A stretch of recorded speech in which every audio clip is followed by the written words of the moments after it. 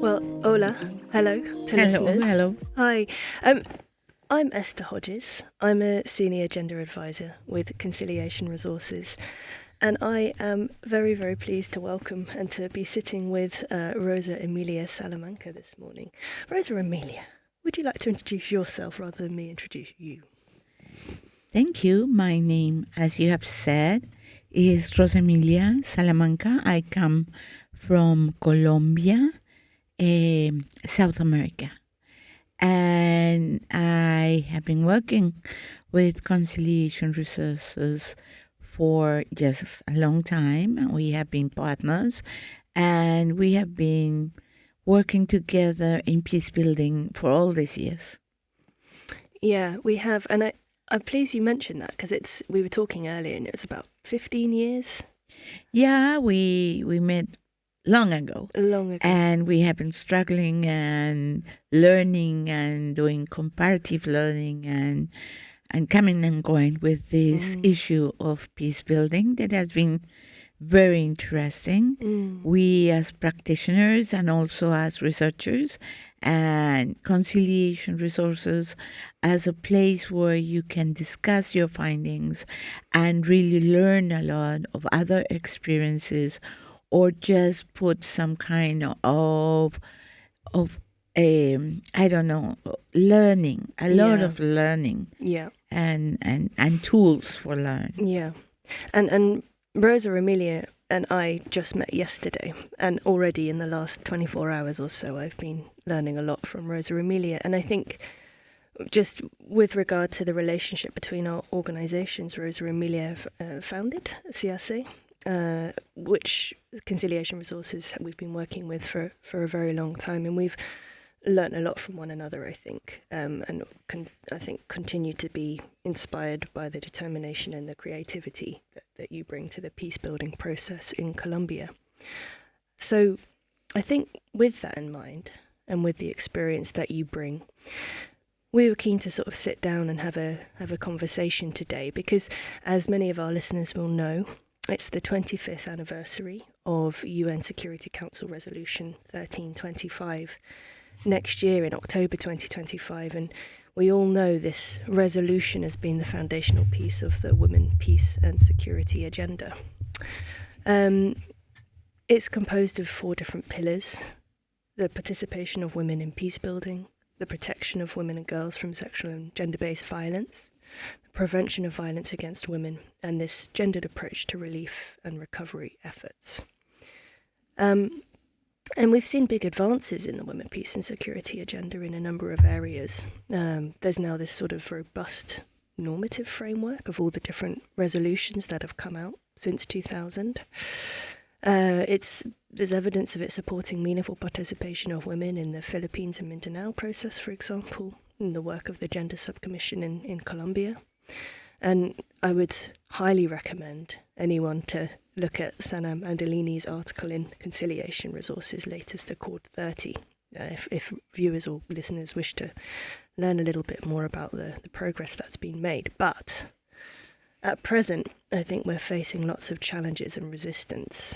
So it felt like a good moment to talk with you today, Rosa Emilia, about these challenges and the obstacles that we're facing. So I suppose it'd be good to turn and to start thinking about some of those. Think about the challenges and the obstacles, but then also maybe towards the end we'll think about some of the positives and some of the ideas to kind of inspire and create more change in future. So one thing we've been talking about a little bit over the past couple of days is the so-called anti-gender movement as a key challenge. And Rosa Emilia, what was the terminology that you prefer for anti-gender movement? When I mentioned it earlier, you had a different term. Yeah, well, I think this is a great opportunity to talk about the 25th anniversary of the 1325 resolution. And I think the context is a context of lights and shadows. And when you call the anti-gender movement, I think it gives too much power to anti-gender expressions. And I think it's quite different to think about a huge movement really that is flashing back, or a lot of expressions that are showing the resistance of change.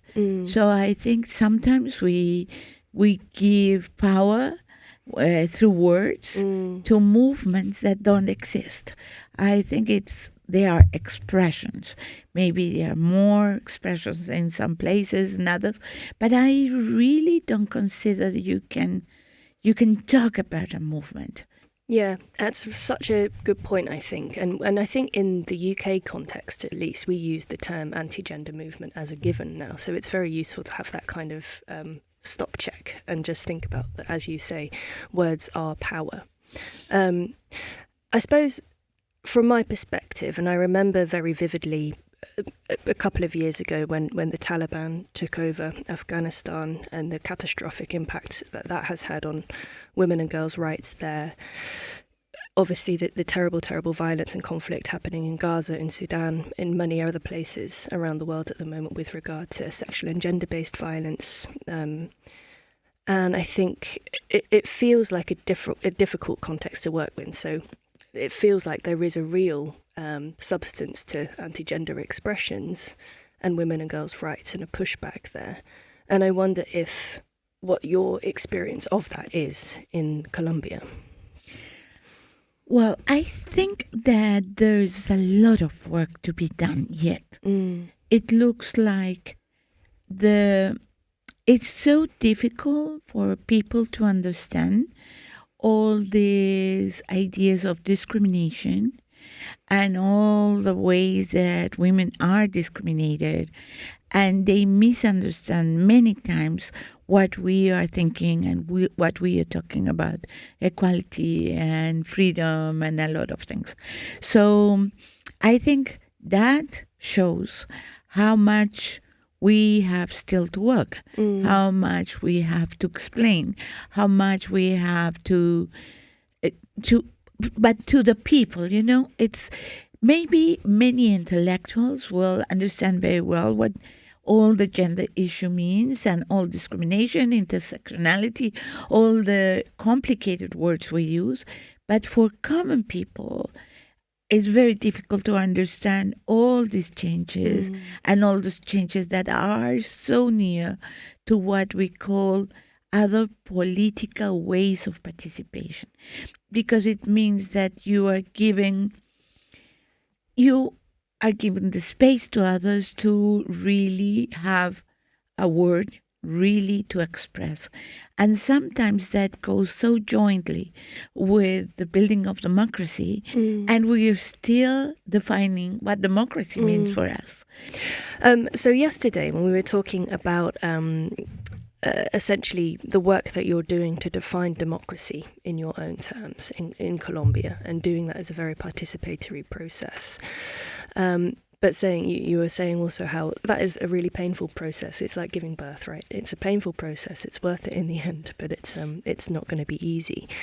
And what you were also saying, which I found very interesting, is how you're clashing up against these kind of patriarchal structures, but also kind of that huge body of work you're being distracted from that by the work that you're doing with the ELN, for example, who have perhaps more short-term aims, or aims which are sort of going against what you're hoping to achieve with that definition of democracy. We still have a lot of armed people back at home. We had the 2016 agreement that it was so good, and we have such a gender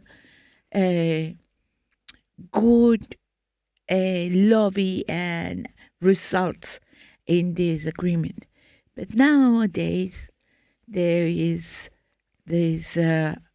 negotiation with the ELN, but it's very difficult for them to accept the gender issues, and it is very difficult for them because I think they understand freedom from a political perspective that still is attached to class, right? Yeah, and not to other ways of discrimination. So they are very attached to local distribution, to how you are going to use the income or the resources you have in the micro and the macro ways of the country. But they don't realize that there are other ways of discrimination that are as brutal or more, or that they combine in a very intersectional way with these other class discrimination. So I think this is very difficult for them to see, and they believe that if they go to this other kind of discrimination, they will break the movements, and then people will lose power to really make changes that must be done from the class perspective and not from other perspectives. That's so fascinating. How are you trying to navigate that if their core focus is on class? Is there any way or entry point that you've yet found for getting them to think about other power structures like patriarchy? Yes, I think that the first thing is that now the main negotiator of the government is a woman. Right. And she is an incredible woman. She's called Vera Grave. And she also is an ex-combatant. So she knows a lot. And she was an ex-combatant of M19, the same guerrilla that our president was previously, years ago. But she has been a peace builder since the negotiations that M19 made with the government. So she has been a peace builder for a long time, and she has been in the government, and she has been outside, and she has been in embassies. So she knows the world, and she knows what is to be as a combatant. So we respect her a lot. So she knows that women can make a difference in negotiations. So she is trying to help to see the ways that the voice of women can be heard in a better way. But also, there is something that is called a designing period with many sectors for designing the participatory period with negotiation. So it's a previous part to design the participation. It's like participating for participation. Right. So that is a commission for women there. So this commission has been working and working. It has been hard because they are not really listened, but they have been working, and they had promote different meetings all over the country to hear women, but also they had a national meeting very recently where they had like 250 women. And these women were all saying what they thought about gender and why it was so important. What is there's a long way to go, because then all this information, all the recommendations will come to the negotiation table, and it's on the hands of the ELN and the government to see what are going to be the ways that women are going to participate or not. Meaningful participation is an interesting point, isn't it? Because as listeners will know, that's kind of one of the real foundational points or elements of UN Security Council 1325. And the member states who've signed up to UNSCR 1325 have that responsibility to promote the meaningful participation of women in peace building. But as we know, there's this trend, I think, and maybe you've kind of touched on it there, of conflicts becoming more fragmented. And there are so many actors now in conflict, so many different armed groups, so many groups with different sort of demands, different interests, so many ways in which so many processes, I suppose, in which women could be participating, and so many ways in which they are excluded, perhaps in new ways. So the responsibility for meaningful participation, to me at least, it doesn't really sit just with member states anymore, which is a bit of a challenge, I would say, for that agenda. But I wonder what you think about that, because in Colombia, you've got so many different members in civil society and so many different people, as you mentioned, indigenous populations, LGBT, etc., who are kind of contributing to the different processes and to this kind of elaboration of what democracy means for you. So what, I suppose, does meaningful participation look like for you? Well, meaningful participation for us is very confusing. Yeah. When we go to the United Nations, they always talk us about meaningful participation, and you just think, we are meaningful participating? We don't know. And I think it's a complex idea, because sometimes we have different interpretations for meaningful participation. Meaningful is that your ideas will go and they will be taken by policymakers, and then they will give them back in policies. That is one idea of meaningful participation. Back at home, when we talk about meaningful participation, means huge participation, means hundreds of people participating. When we were doing the National Action Plan, there were 1,600 women participating. And really, when we talk about Colombia, armed participation, we have to talk in that kind of number, 2,000, 3,000 people participating. And even though we have these numbers, there is always people saying we didn't participate. Why this is not inclusive, we are not participating? Because we are talking all the time about direct participating. And direct is everyone. I mean, if we have 50 million of people are claiming to participate and are claiming to have the words in the paper that is going to come up. So that is also a lot of how we understand and how much confident we are that the ideas that we are giving are not going to be lost in the ideas of others. So when you talk about meaningful participation, you are talking about confidence. You are talking about trust, about I'm trusting that you are going to keep my word in such a sacred way that you're going to take it to the next stage, and you are going to take it to the next stage, and you are going to preserve it. I took your word, and I bring back these kind of policies that will preserve your word. I think that's so important. That's true respect, isn't it? That's respecting and understanding and taking care of the contributions that people are making. And it's not just,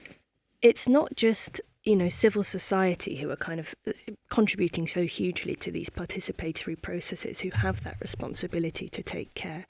It's also states, right? Because the number of times that women peace builders have been consulted on the women peace and security agenda and what it looks like for them and what they need to address barriers they're facing, the number of times they're asked that, as you know so much better than me, by states, by governments, who will listen carefully and write it up maybe in a report and then go away, and 5 years later they'll come back and ask the same questions. It's a bit like, again, for listeners, Rosa Emilia and I have been having wonderful conversations for the past 24 hours, but another thing we were saying yesterday is how when, for example, you're working in a refugee camp, as I have in the past, and you have journalists coming and asking refugees about the conditions they're facing and what they need from people to support and to help them live their lives. first time the refugees will share, and they'll be very open about the experiences that they have, because they expect that will mean something will change. Second time the journalists come 5 months later and nothing has changed, and they ask the same questions, they're a bit more reticent to do so because nothing has changed, and that kind of trauma that they're having to relive by sharing their experience hasn't really informed or led to any change in their lives. And for me, that feels very similar, I suppose, to some of the challenges we're facing in implementing the Women, Peace and Security agenda. It's the fact that for many years now, I think we've been fairly clear on what some of these barriers are. Yeah. And not much has changed. Yeah, I just want to interrupt you a little bit, because it's the same like for displaced people in Colombia or victims.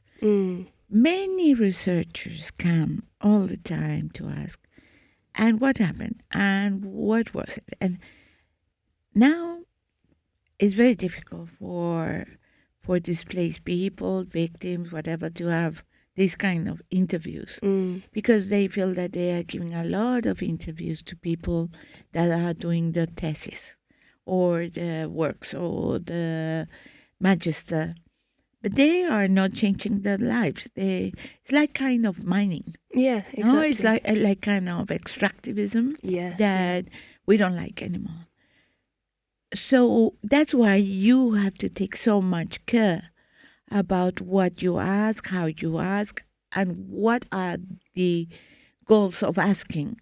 So you have to respect people. You have to respect their sorrow. You have to respect the way. So and nowadays, sometimes many people say, okay, this is your time. So sometimes they pay for this. Well, maybe it's better because it's something, an income for people, but still is very difficult, because you need to know that all that people have experienced, so much sorrow, so much trauma, is too heavy. It's too heavy just to be part of a thesis. Is the sorrow of humanity. Is a sorrow of a woman that has been violated 10, 20 times, and she is trying to get out of that trauma. So, I think it's a lot of respect. And I think it's very important what you are saying, because it means that when you take the word of people that are giving you that word because they believe in you, you have to take care of that. I agree, yeah. I suppose I would like to think a little bit about how we can kind of take inspiration for the future from the past. If that's not too much of a soundbite. I think, so I'm always struck when I'm talking with women peace builders or people who've been involved in this work for far longer than I have, the resilience, I suppose, and the many heads that women peace builders have had to grow to deal with the different challenges that are thrust in their direction by the exclusions that they face and the barriers that they face. And I wonder if you have any examples you could share of solidarity and creativity among women peace builders. I was really struck yesterday, for example, by your term from control to care when it comes to security, for example. I don't know if that's something you could talk to. Yeah. I think I have so many examples. Yeah, I'm sure. I mean, sisterhood is something that is so beautiful, but it's so difficult. Women are meant to have so much competition all the time. We are built up to compete between us because we have to show others our value. So changing that we don't have to compete, but we have to collaborate, is something that has been so beautiful between women, but so difficult. But I think in middle and long term, that is going to be very useful, because I think that we women don't think about us as, I mean, when I'm talking with you, I have to say that I'm not talking with the North. I'm talking with the global South. So I think in these ideas of having other relations and having sisterhood and taking care and recognition and solidarity, we are building other values. When we are talking about security, for example, we have built up an instrument that is called Daily Life Security for Women. And this tool is very interesting. And we built it from women in the micro, and we have built that. So that we can find indicators that we will find so nice, because then we have 5 different security: physical security, cognitive, emotional security, spiritual security, economical security, political security. And it comes from daily life. I mean, women feel insecure at home and outside, and in conflicts you cannot tell. But when you go through the spiritual security, then you can find, because we have had women from very different places at home, indigenous, Afro, rural citizens, and so.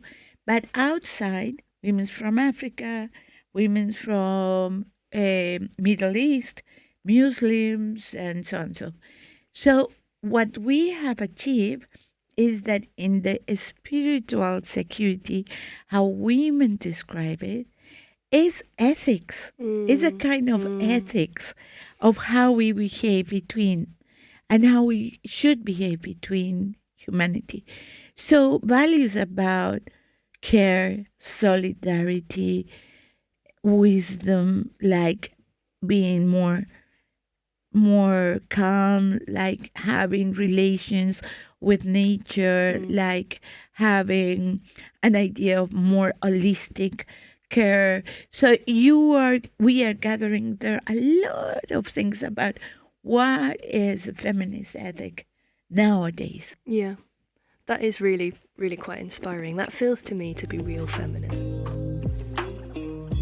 Rosa Emilia, I'm conscious we've not really spoken that much about men in this conversation, and I would like to a little bit, because they are about 50% of the population pretty much everywhere. And I think going back to that very first point around the anti-gender movement and the fact that the word gender has become so toxic in so many countries, so many places, including in the UK, that we proxy when we say women instead, because that's more acceptable. And what that means is it's so much harder to kind of think about men, to think about what role they should be playing when it comes to promoting women's rights, to promoting women's participation, to accepting new kind of types of power, and to really understanding what that looks like. I think it's a really critical challenge, because men continue to hold so much traditional power in the military and in politics, in the home as well. Yeah. I think it's so important to have men involved. We are a feminist organization, but we also have men in our organization. And in the last assembly, it was a very interesting discussion, because we were telling men, we like you to have solidarity with feminism and feminists and all these gender issues, but we want you to have your own project. What is for you having or changing? What is your project for change in a gender perspective? What is for you to be a feminist man? Is possible for you to be a feminist man? What does it mean when you really think that feminism is a political goal? It's not only something that is like a union of women for women. That is something that we are really building for humanity. It's like an offer for humanity, a political, ethical, and knowledgeable yeah. Way of learning about life. And it's quite difficult for men to understand how can they imagine another project where they don't have the power they have now. It's like for a rich man to think, what will you do if you give all your money away? And so men are very question of how, I don't know, I don't even realize what power I have, so I don't know how to distribute this power. So sometimes you find real men that don't understand that their life is quite different to women's life. So I think it's a lot of conscious to know why they accumulate so much power. What is the power they have accumulate without, they don't have the rationale for it, and they don't have the conscious. And back home, we really need this work so much because, for example, eldest men that are in crime or in the war or conflicts and are armed men, they always want to have young men involved because they need to control young men.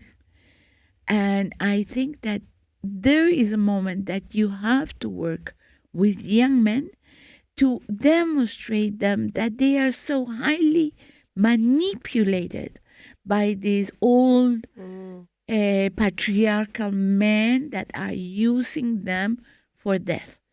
So true. And I think we often think of men as power holders, and we often forget men as victims, men as people who are part of the society and informed and influenced by others, I think.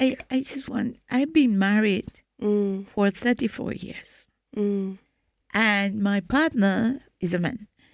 And it has been such a long journey for both of us. Me being a feminist and he being like an ally of feminism. And it has been such a long journey for us to change. So we know that it's not easy to change. New generations maybe can change faster, especially in the cities. But it's so complex, the context now, so many conversations at the same time that you cannot put them. I think the other feminist value is that you are not putting things white or black. Yeah. You are changing the ideas and the complexity of society. We consider it a value and not having these opposite ways of discussion. We see all the colors. So for feminism, I think it's also a challenge to see the complexity of intersectionality. Yeah, totally. I know when I listen to podcasts, I'm normally doing the washing up or making dinner, and that can only go on for so long. And I know we've already spoken for a long time, so maybe we'll do final couple of comments. I wonder if there's like any learnings that we need to take, any sort of like hopeful things that we can learn, perhaps from other movements, from other sort of agendas, about how women, peace and security as an agenda, as people working on it, can take forward. And I'm saying this because I've got a point to make, which is I think we can learn a lot from climate activism, right? Climate change is obviously one of the if not the defining issue of the 21st century. And I'm so amazed and impressed and just in awe of young activists like Greta Thunberg, like Autumn Peltier, like Leah Namuguera, whose name I'm sure I am mispronouncing, that simply kind of take the lead on these things, and they hold everybody to account. There's something, I think, in that intergenerational work that climate activists are doing, where you have young people who have the energy, who have the commitment, who have the real drive, and you have perhaps older people who bring so much experience, so much knowledge, so much understanding. And I wonder if there's something that we need to take from that, because it's quite exhausting working on women's participation, from women's peace and security, and I wonder if there's something about learning from it and sort of trying to push forward through that exhaustion. Well, that's a very good question. I think that women's peace and security agenda is now wider, and it touches completely with gender climate changes. And I think many people are bringing new things to understand. And in our case, indigenous women are bringing lots of knowledge about this. But also, we are having a project in the south of Colombia with the Pasto community. It's an indigenous community, and they are having very hard time. The environment is incredibly beautiful. It comes from the sea, it goes up to the Andes, and then it goes up to the real high mountains, goes down and gets in the jungle. So it's beautiful. It's a beautiful landscape. But it has all the challenges. Armed conflict, mining, all the things that you can have there. So what they are building up from their perspective is something that they call transforming resilience. And that means that they are trying to understand the changes and give a lecture from their culture, from the ways of understanding nature, and how they are readapting. So they think that they have to readapt, but also they have the adaptation means that they need to be resilient, but they have to change. But also that they have a lot of culture challenges in that changing. So women there are incredible, and you have that idea of women trying again to put in the center care. And I think care is something that we have to take in account. And we just go through care in a very easy way. But I think that they are trying to bring that again to the center of what climate change means. So there's a lot of things that they are building up. And women in the Amazon area, they are popping out, very young women, lots of women talking about women's rights, but also talking about what does it mean from a native perspective, from people that have been talking with nature for such a long time and they haven't been seen. Yeah. So I think there's a lot of things that, I don't know, the girl Greta, I don't know what kind of conversation can have Greta from the Netherlands or from Sweden to with a woman from the south that it comes from an indigenous community, and how they will communicate in a completely different way, in a very respectful way, because I think both of them can talk the same language. And they care about the same thing. They care about That's the exactly same it. things. They're united in their purpose. Yeah. I think we are united in our purpose as well. And I want to thank you very much for sitting down and having this conversation with me today. I've really enjoyed it. I've learnt a lot as well. And I think, thanks to those who've listened as well, I think this is the first one of these recordings we've attempted. I think we're wondering we may try and do a few more. So please do keep an eye out for future content and for future research that Conciliation Resources will be publishing and putting out there in the run-up to the 25th anniversary of UN Security Council Resolution 1325 next year. Yeah, I think it's a great idea. And I thank you. It was really nice to talk with you. And I thank Conciliation Resources for doing this kind of podcast and giving a word to to women that comes from elsewhere to bring ideas about peace building. Muchas gracias. Is Muchas that gracias. pronunciation correct? Yeah, muchas gracias. Or in Welsh, diolch yn fawr. Okay.